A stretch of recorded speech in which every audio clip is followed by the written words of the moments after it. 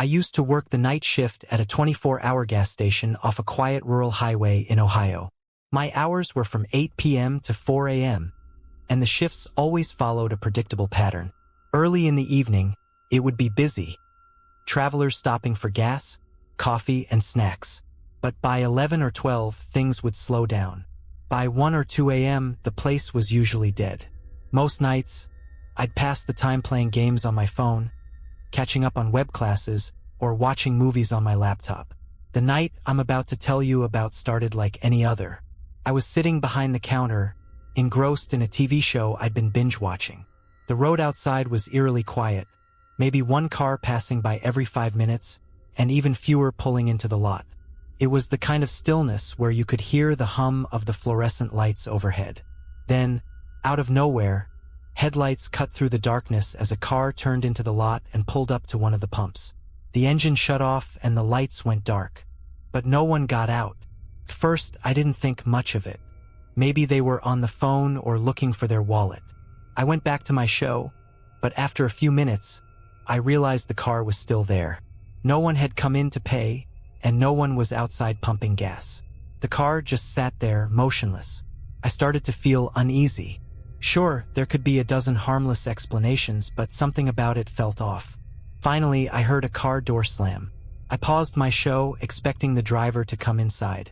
Instead, he just stood by his car, facing down at first. But when I squinted, I could see he was looking straight at me through the window. After what felt like forever, he finally walked toward the door.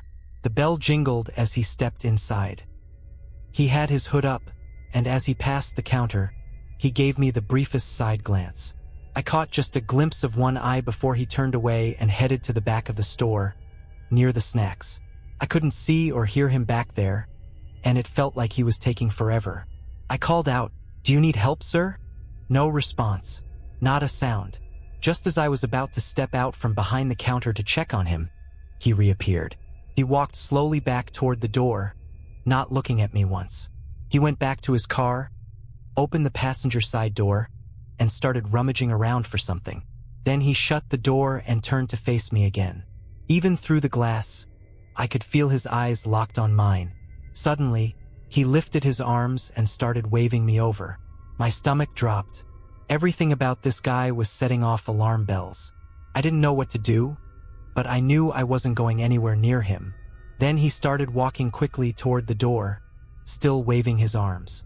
One hand was in his pocket, and the other was gesturing wildly. It looked like he was reaching for something. I bolted around the counter and rushed to the door, fumbling with the lock. I managed to get it secured just as he grabbed the handle and tried to pull it open. For the first time, I got a clear look at his face. His expression was blank, almost cold, and his hand in his pocket was gripping what I was sure was the handle of a knife. I shut the blinds and told him we were closed. He didn't leave. Instead, he started knocking on the glass. At first, it was just light taps, but then it turned into loud, aggressive banging. I shouted that I'd call the cops if he didn't leave. He stopped. The banging ceased, and I heard footsteps walking away. I stayed hidden behind the counter, my heart racing. I waited 10 minutes before daring to peek through the blinds. When I did, my blood ran cold. His car was still there. Where was he? Was he inside the car? Or was he lurking somewhere outside? Waiting? My mind raced with paranoid thoughts. What if he was by the back door? I felt a wave of relief when another car pulled into the lot. A normal-looking guy stepped out and walked to the door. I unlocked it for him, and he came in with 2 $20 bills in his hand.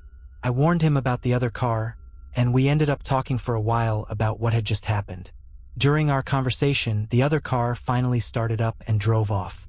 The guy and I laughed about it, trying to shake off the tension. But when my replacement showed up at 4 a.m., I wasn't laughing. The whole drive home, I couldn't stop shaking, replaying the night in my head. Nothing that strange ever happened again during the rest of my time at that gas station, but that night stuck with me. It was a reminder that even in the quietest places, you never really know what or who might show up. Working the night shift at a convenience store, you expect a slow, uneventful night. A few customers, maybe someone trying to buy beer past the legal hours, or a rowdy group coming back from a night out. That was exactly what I had in mind when I clocked in for my shift at the small corner store just off the Vegas Strip. While the city buzzed with life, my night was just beginning. I liked the quiet. There was a rhythm to it. Stock the shelves, sweep the floor, and wait for the occasional customer. The radio played softly in the background, keeping the silence from feeling too heavy. Around 1 a.m., I was flipping through a magazine at the counter when I noticed them. Two men standing beneath the streetlight just outside. Their shadows stretched long across the pavement, and though they weren't doing anything suspicious at first, something about their presence unsettled me. I told myself they were just waiting for a ride, but the way they kept glancing toward the store set off a quiet alarm in my mind. Then one of them pointed in my direction. I quickly looked away, pretending to be focused on the magazine, but my pulse quickened. When I looked back, they were gone, or so I thought. Not 2 minutes later, the bell above the door jingled as they stepped inside. They moved slowly, their eyes scanning the store as if they were taking mental notes. One was tall and wiry, a baseball cap pulled low over his face. The other was shorter, stocky, his hoodie obscuring most of his features. Evening, I greeted, trying to sound casual. No response. Instead, they split up, each wandering down different aisles. The tall one pretended to browse the snacks while the shorter one made his way toward the drinks cooler. Something about their movements felt off, too calculated, like they had a plan. The shorter guy was the first to approach the counter. He slapped a can of soda down and leaned in close. "Slow night, huh?" he asked.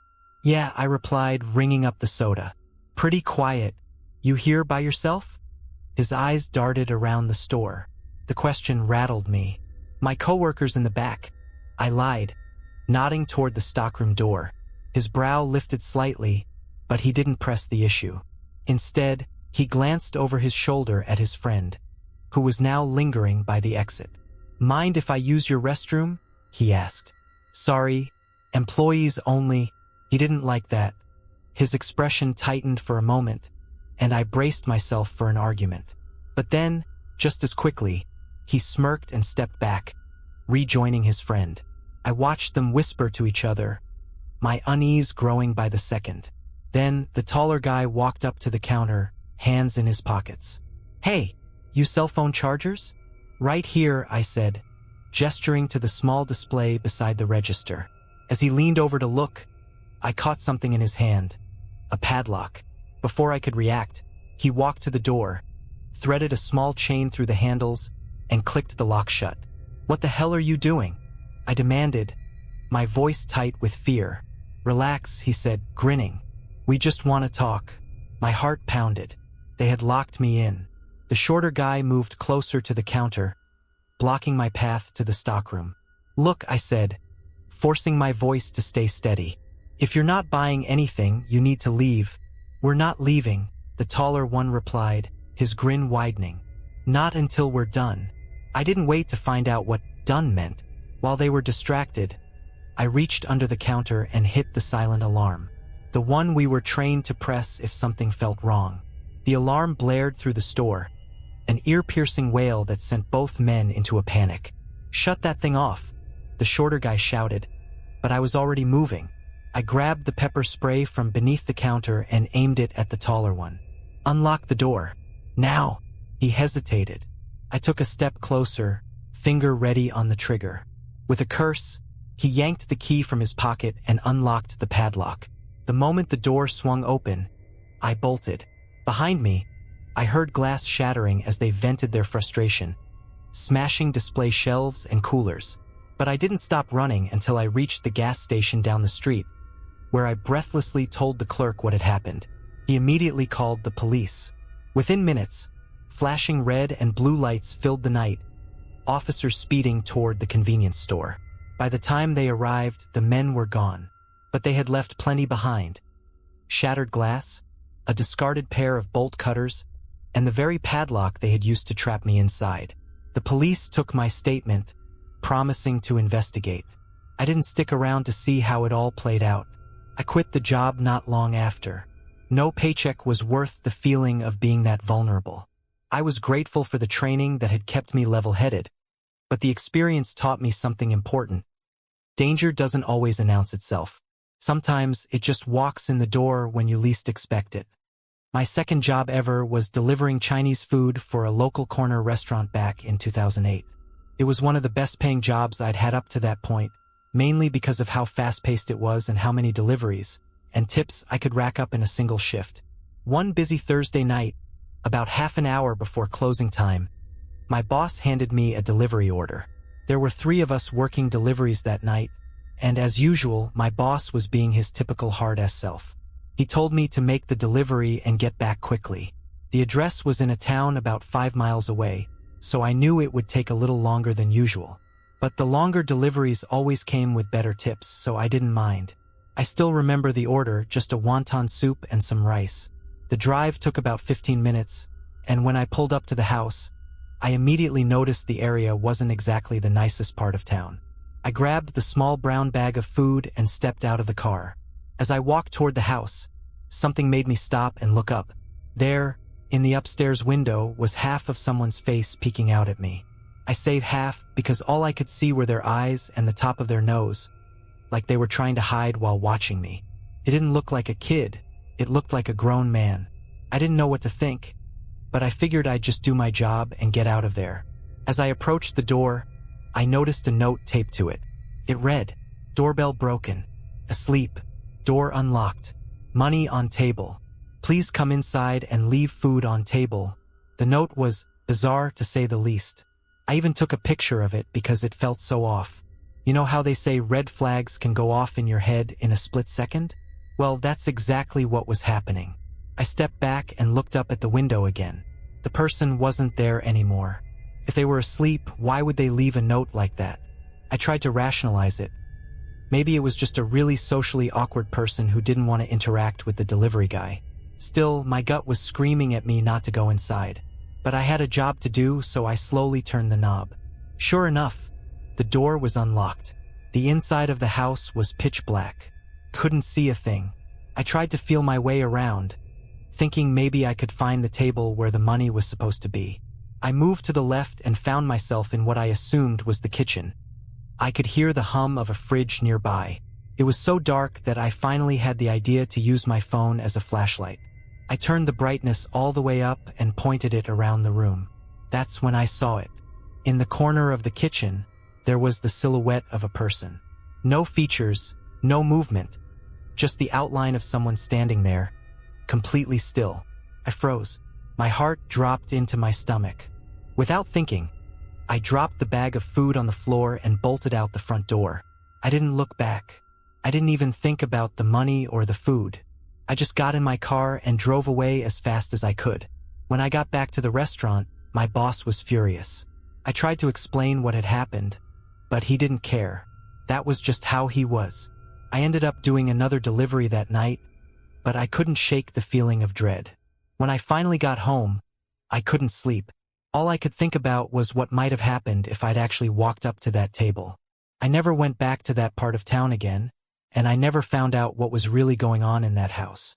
To this day, it's one of the creepiest experiences I've ever had.